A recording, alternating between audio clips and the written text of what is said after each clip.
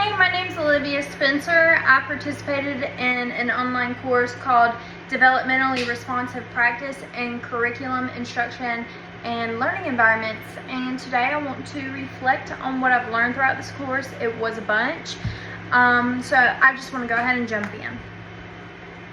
So I have 3 key takeaways from this course. One of them, starting off, is plan with the end goal in mind. To me, this was extremely important. Planning with the end goal in mind really helps teachers stay focused on the standard and what students are supposed to learn. It also helps remind teachers of their why. Why are we teaching this? Why is this important? Why do students need to know this? A simple way that you can plan with the end goal in mind would be to write an I can statement on the board.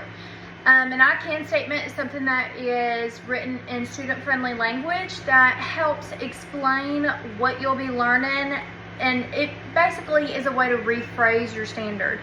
You write this on the board, it could be something such as, say, the standard is to learn how to tell time using shadows. You could write, I can tell time using shadows, just on the board. It's in kid-friendly language, and then so it helps the students understand what they're supposed to be learning because that's on the board for them to read. But it also helps teachers remember what they're supposed to be teaching, and it helps teachers stay focused on the standard and what really needs to be taught.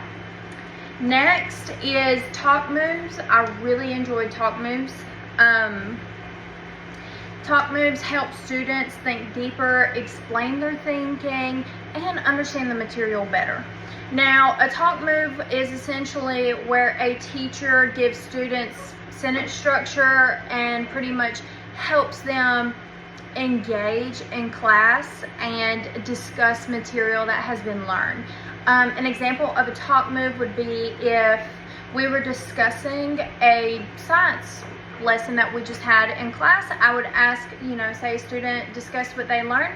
I would say, can somebody add on or rephrase what so-and-so just said? That would be a talk move. And it just helps encourage engagement.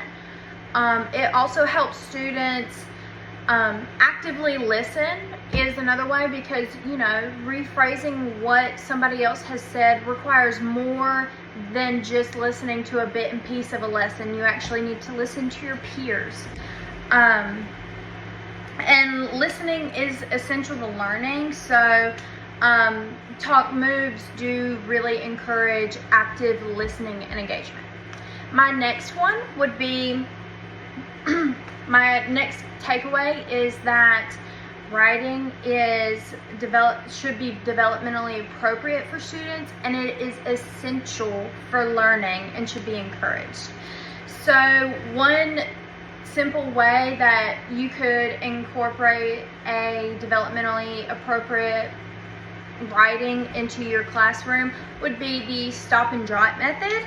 I really enjoyed learning about this method. It's extremely simple to do daily, and it's something that students can reflect on and look back at. The stop and jot method is where you ask students, or students are asked to just write down anything that they've learned, anything that they know. There's no right or wrong answer to the stop and jot method, so it just encourages everybody to write. There's no right or wrong. You can't be wrong. So it encourages everybody. I really enjoyed learning about that. I remember doing it in high school, and I enjoyed it in high school.